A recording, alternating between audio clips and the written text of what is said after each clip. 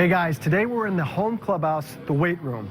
There's a lot that goes into making a baseball player, and one thing we can't overlook is the strength and conditioning that it takes. I'm with Ian Kadish today, our Director of Strength and Conditioning for the Minnesota Twins, and I want to talk a little bit about, number one, the different guys that you work with on a daily basis, but just the room in general. I mean, it's changed. This is your first year as strength and conditioning coach. You changed up the room a little bit.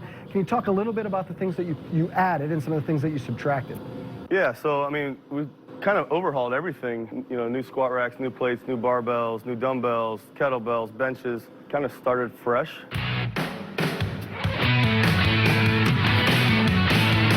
There's 25 different players. There's 25 different body types. Yeah. Baseball schedule is day games, night games. I mean, you have to be ready pretty much around the clock. Yep. I've noticed guys work out after games, guys come in early like Taylor. We travel with different things. How do you keep it all straight? How do you build these programs? Basically, how we build out a player's program is all based off their monthly movement assessment. Our movement assessment drives our programming, literally from the big leagues all the way down to the Dominican Republic. You know, every player in the organization goes through one once a month, and then from there, the strength coach builds out the program. And it just kind of highlights, like, okay, what are his needs this month? What is he improving at? Is he not improving at?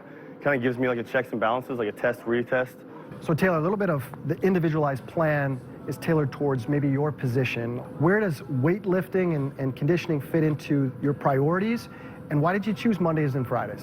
Most of the time, it's going to be after a travel day.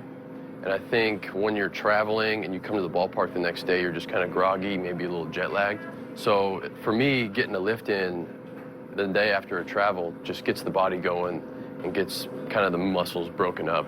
And it just feels good and fresh start to the series. And I noticed it's just not in this room. We take it to the field, too. There's a lot of things that happen with stretching and resistance bands, different mobility and agility drills. So it's all part of the package. But today we're going to focus on Taylor, the weights, and his strength. Let's get to work. Here we go. Every player has a different movement prep.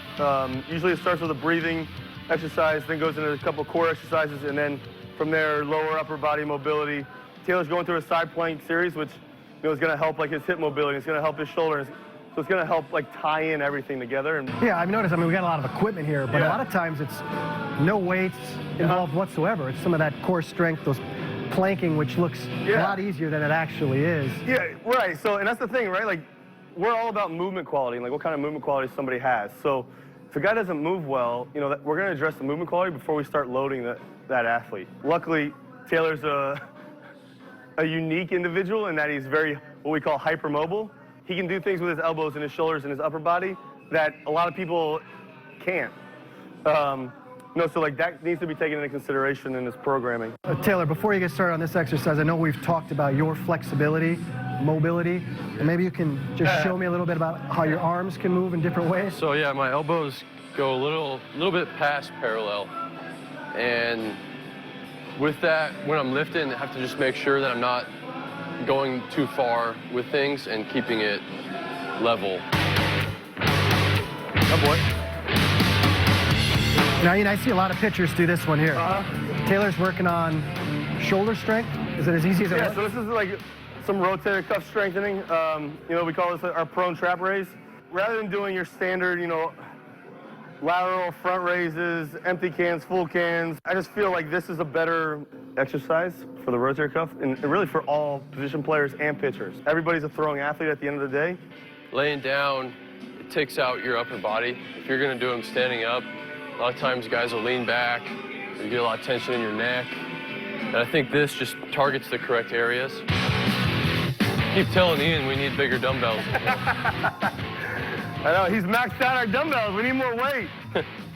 Something I always think about is Taylor throws 96, 97 miles per hour. A lot of people think it's just arm strength, but a lot of his strength comes from his lower half, right? Taylor, no offense here. Don't let his little frame fool you. Like, he's a very strong kid, especially for his body. He's deadlifting 365, 400 pounds, and he's only 190 pounds. So like, that's 2 times his body weight right there, which is an impressive trait. So like, he's very strong. He applies a lot of force on the ground, which then helps carry over to his pitching delivery on the mound. By the way, boys, Thanks for coming out. Appreciate it. We just finished a workout. We just saw Taylor Rogers do his Monday and Friday routine with the help from Ian Kadish, our strength coach. As you can see, a lot goes into a routine, even preparing every week for 162 games. This is just a day in the life of Taylor Rogers and Ian Kadish here in the home clubhouse, the weight room. See you next time. Maybe I should hit the gym, huh? Yeah.